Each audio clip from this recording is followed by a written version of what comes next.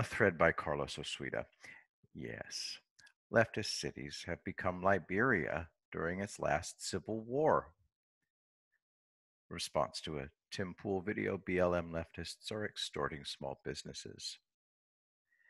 This is not the problem of non-leftists.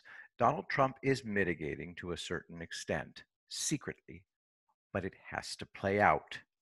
Leftists have to learn to not elect leftists. Trump is keeping the worst of the violence in check. As for the shakedowns, people have to go through it to see that these people are common street thugs. Let me tell you what plagues leftists. The myth of the noble savage. Let's be frank, leftists don't hold people of color to the same standards of behavior to which they hold whites. And leftists see black people the way Europeans did in the 1920s. Josephine Baker in her banana skirt was a sensation. Baker started out topless, wearing real bananas. The sad fact is that leftists are white supremacists. They're now very open with it. The book, White Fragility, states that whites created all civilized forms of behavior, and black people should not be required to live up to them. It's as unequivocal a white supremacy manifesto as I've ever read. The current leftist trap for blacks is to encourage them to become lawless monstrosities. That's why white people are burning and extorting democratic cities in the name of black people. But the strategy is the most insane thing I've ever seen. Leftists think that this will somehow get Trump out of office. Nobody's under any illusions that this is Trump's fault. Basically, this is classic terrorism. Do as, do as we demand, or we'll continue attacking you.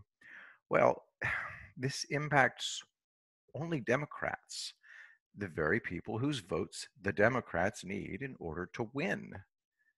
There was a time at which Trump could have overreacted, which is what the Democrats wanted. Now, Trump could order this video of shock and awe, then he'd get nothing but cheers from Democrat voters.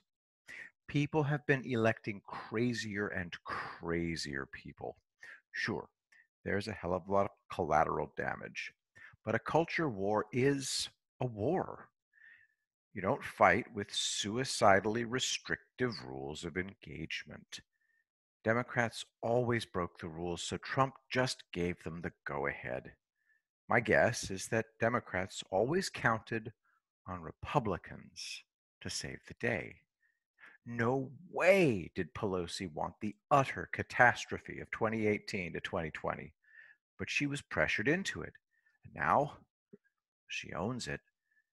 She believed the propaganda that Trump is reviled. Nope. I prefer a more statesmanlike president. Here's the most statesmanlike politician of all time, Neville Chamberlain. Peace in our time. Exactly 1 year later, the Nazis started World War II. The British were delusional. They resolutely refused to take Hitler at his word that he was out to conquer the world by force. Hitler started a war of expansion and extermination. He was very open about it. The British insisted on not holding Hitler to the same standards to which they held themselves.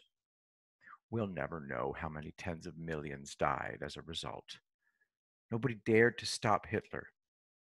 They could have. The Nazis were their own worst enemies.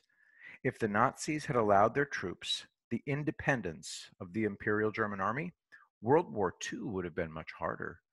In World War I, local commanders had free rein how to carry out attacks and when to launch counterattacks. Not in World War II. Hitler had to okay everything down to tactics, and he told trained weapon designers how to do their jobs. Men who created the best fighter aircraft of World War I were pushed aside. What the Germans could do wrong, they did do wrong. Hitler approved the construction of the Land Cruiser P-1000 Rata, a tank the size of an apartment building. It was quietly canceled by Albert Speer, the Minister of Armaments. Such a tank would be utterly defenseless. We had super nimble tank destroyers that hunted in packs. They were so light and fast that they wiped out entire German armored columns. Albert Speer was kept busy canceling Hitler's demented flights of fancy, but enough of them got through that the Germans fought at a massive disadvantage. We fought at a disadvantage too because of our political and military leadership, but we were able to learn. And now we finally have a president who isn't afraid to stamp on as many toes as he has to in order to make us the best in all fields. The Democrats have made it impossible for any sane person to vote for them. Trump changed the election into a referendum on his opponents. Never happened before. That's why he'll win. The Democrats can't turn it around in 3 months. They're in the graveyard spiral. That's what happens when crappy pilots think they're smarter than their aircraft's instruments. Pilot tries to fly by looking out the windshield when he or she should be looking at the instruments. By ignoring the instruments, the pilot makes dumb choices. The aircraft obediently follows orders, and the view out the windshield looks worse.